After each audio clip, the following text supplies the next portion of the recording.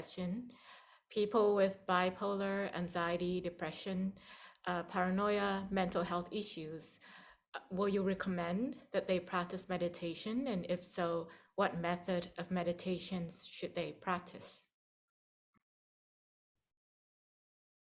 So when someone has mental difficulty like that, we need to be very careful, because in our Buddhist scriptures, we do not have any definition for any of these difficulties. At least when we talk about the definitions that are available today, these words, bipolar disease or disorder, and depression, and other words, these are just headings that contain long chapters or whole books of explanation.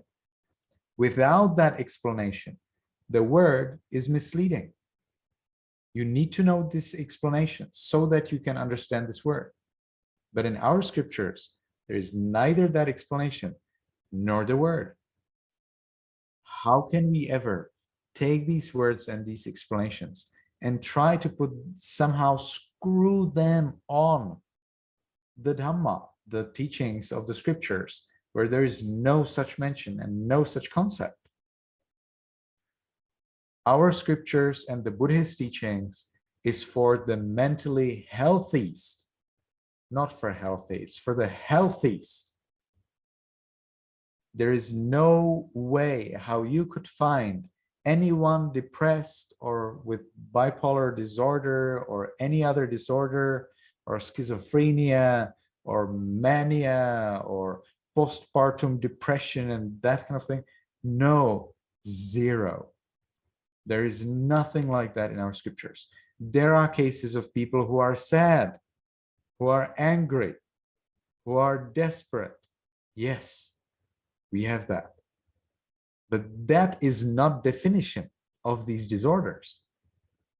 These disorders contain, in order to identify a mental disorder, you have several points that need to be there so that you can identify it as this disorder and not another or anything else, or that it is a disorder anyway. So because these points are never mentioned in our scriptures, because there is no instruction, monks, if a person who suffers from depression comes, you have to teach him this or that, because there is no instruction like this. There's no teaching like that. It is very difficult for Buddhist monks to help anyone who has these difficulties. But we have a problem, because a lot of people who actually have these problems come to see the monks. So on one hand, the monks have no tool, no teaching to help these people. On the other hand, these people come to see the monks for help. So what can the monks do? Now, you could say, well, so the monks should send these people to the doctor, to a psychiatrist, or to a psychologist. But commonly, these people are coming from a psychiatrist. They're coming from a psychologist. So if I tell them, okay, please go to see a psychiatrist, then they say, well, I'm just coming from there. So this is the problem that we are dealing with today. Many monks in meditation centers have a lot of students who actually suffer from these disorders. They know that they suffer from these disorders, and they already have seen their psychiatrists and psychologists and psychotherapists, but they didn't get help there, or they didn't find it sufficient. So they come to see the monks for help. Now, what can monks do? Monks are very kind and compassionate and loving, and they do not dare to tell them, well, I cannot help you, sorry, goodbye. Although many meditation centers do that. You have a form and you have to fill in there whether you ever took medicine for for the mind, or whether you ever have been treated by a psychiatrist. And if you write there that yes, then you're actually expelled from that center. There are centers like that. I spent 5 years in one such center. You fill a form, you admit that you were mentally ill, and we are sorry, you have to go. So why? Because it's dangerous. Because if this person has a mental illness, they come to a meditation center and the mental illness becomes more severe, then it could be interpreted as negligence of the meditation teacher. The meditation teacher should not have given meditation instruction to someone like that, but he did.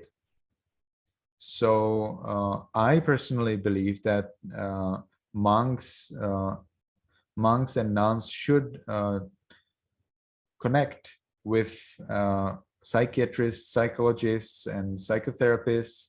And they should exchange the knowledge of each other so that they can help each other. Because the reality is that these people who suffer from mental disorders, they will visit these monks. That's just the way it is. And another reality is that these monks will accept these people. There is no way out of that.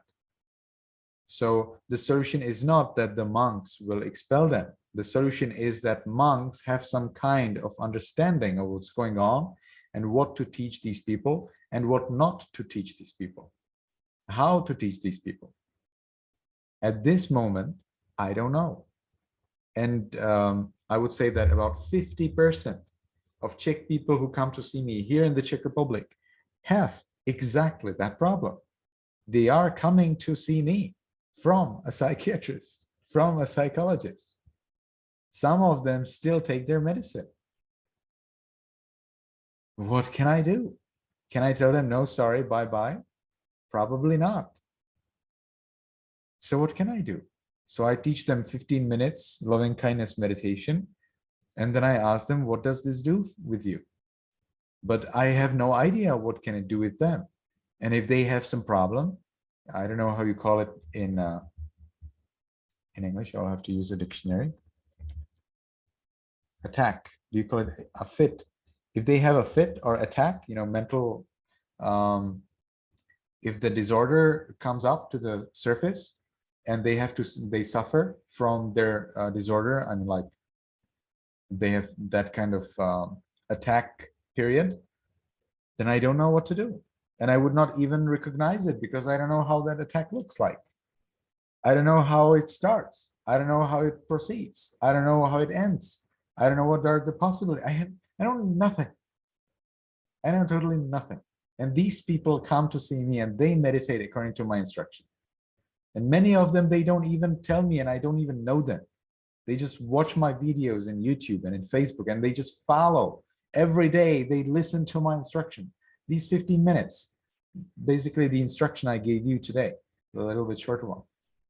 They follow it and they meditate and they learn. They listen to everything I say. They come to me and they say, I have seen all of your videos. And they come to see me here, and then they tell me, I actually was caught by whatever police or anything, and I was locked up at a psychiatrist for 3 months. I got free a year ago or 6 months ago or something. Yeah, that's not just like people who have depression and see a psychic. No. These are people who are caught on the street and they're thrown in the psychiatrist prison, in the hospital, sorry. And they spend their months, some 2 times or 3 times. They still are taking medicine and they're coming to see me, or they don't come to see me, but they just follow my instruction.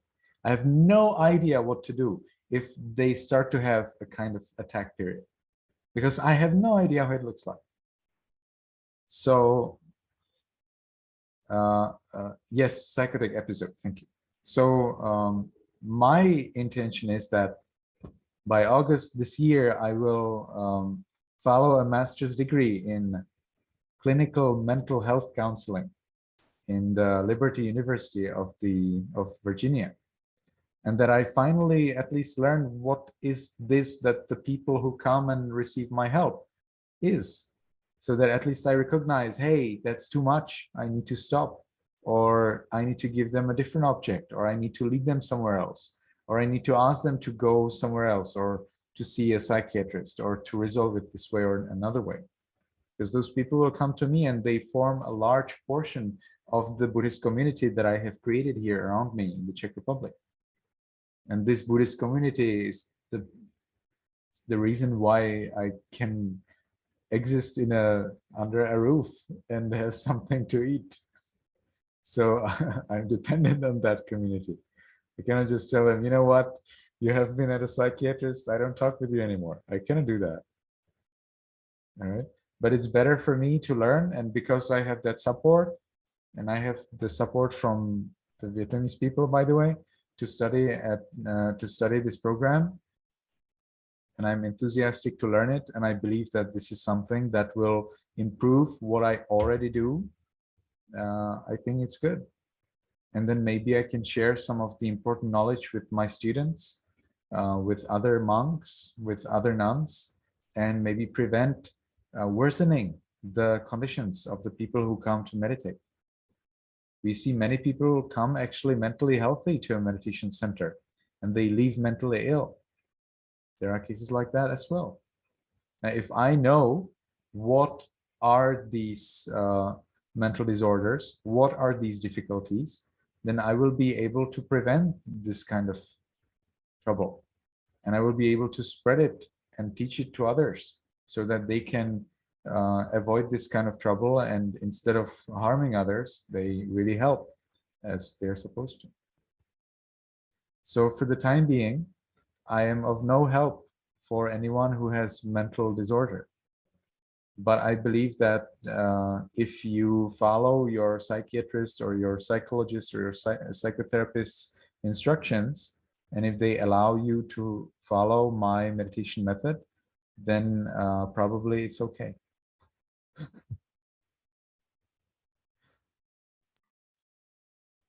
Thank you, Bante, for your answer, and we wish you all the best in your endeavors and your studies.